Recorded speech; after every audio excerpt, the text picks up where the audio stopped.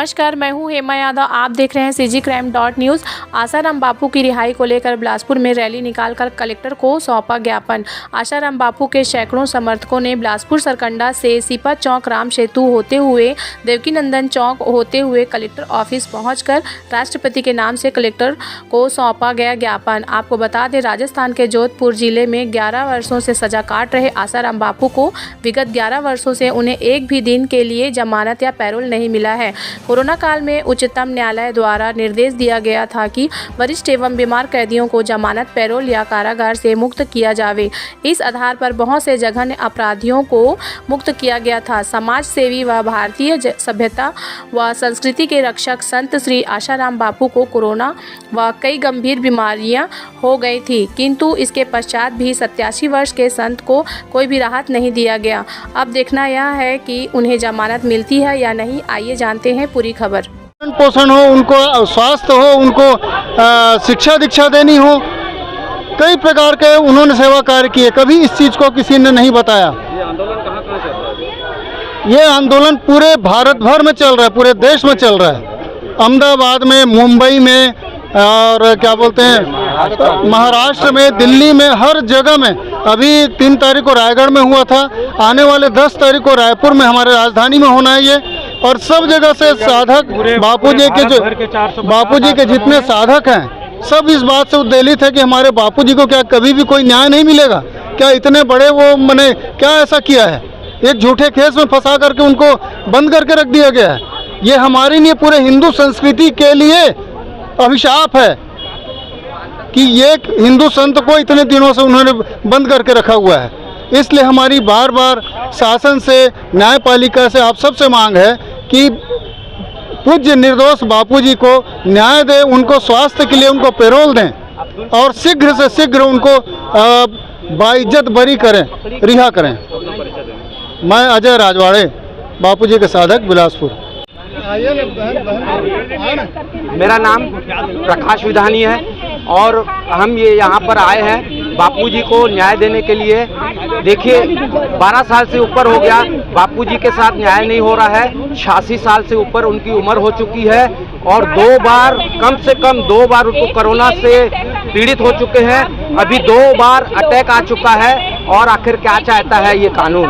हम चाहते हैं कि फास्ट ट्रैक कोर्ट चलाया जाए, CBI जांच की जाए और ये जो बापू के खिलाफ जो एक्ट चलाया गया है, पास्को एक्ट, ये पास्को एक्ट है क्या? मैं आपसे पूछता हूँ, ये पास्को एक्ट ऐसा कानून है कि अगर कोई एक लड़की ये बोल देती है, नाबालिग लड़की, कि फलाने व्यक्ति ने मुझे गलत नियत से देखा है, तो फिर उसको वो तुरंत अंदर कर दिया जाता है पुलिस के द्वारा और फिर कोई भी गैर जमानती वारंट के द्वारा उसको अंदर किया जाता है। अब आप ये बताएं कि ये जो कानून है ये कितना सही है, कितना गलत? मैं आपके ऊपर ये छोड़ता हूँ, ये प्रश्न है।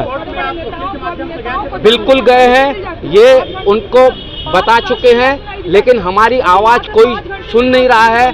हम पहले कभी इस तरीके से उग्र आंदोलन नहीं किए थे, लेकिन हम इसलिए आज उग्र आंदोलन करने के लिए सड़कों पर उतरे हुए हैं, क्योंकि ऐसा इतना अत्याचार आखिर कब तक सहेगा आदमी? बिल्कुल भरोसा है, बिल्कुल भरोसा है, लेकिन कोर्ट भी तो न्याय करे, कोर्ट भी तो न्याय करे। Fast track court, Jodhpur court की मैं बात बता रहा हूँ। अंसारी, डॉक्टर बम, 1 मिनट बोलने दीजिए, डॉक्टर बम जिसने 50 जगह विस्फोट किया 5 महानगरों में, उसको पैरोल दी गई, कई बार जमानत दी गई और जमानत के बीच में वो अपना कई बार भाग चुका है, भाग के पकड़ा भी गया है उसको। अब उसको आतंकवादी को जो जमानत दी जाती है किस आधार पर? कि उसका व्यवहार जो है वो बहुत अच्छा है। तो हमारे बापूजी क्या आतंकवादी से भी ज़्यादा गए बीते हैं, जिन्होंने 60 साल से भी, उनके बैकग्राउंड देखिए आप, उनकी पृष्ठभूमि देखिए, 60 साल से भी पीछे वो धर्म के कार्यों में लगे हुए हैं। सब कुछ सोचना पड़ेगा हमको। मेरा नाम प्रकाश विधानी।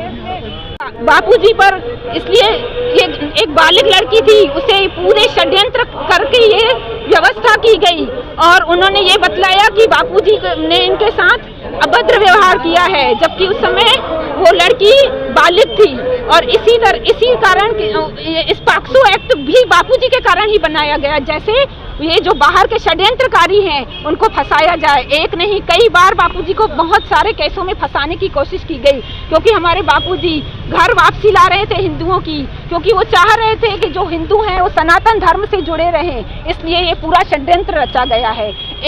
एक बालिका के कारण ये जो हजारों करोड़ों महिलाएं हैं, क्या उनकी पीड़िता उनकी पुकार नहीं सुनी जा रही है? जो इतने दर्द से भरी हुई है महिलाएं, जिनको इतना ज्ञान दिया है बापूजी ने, ब्रह्मचारी उन्होंने बनाया है, वो क्या ऐसा कर सकते हैं? ऐसा संभव है?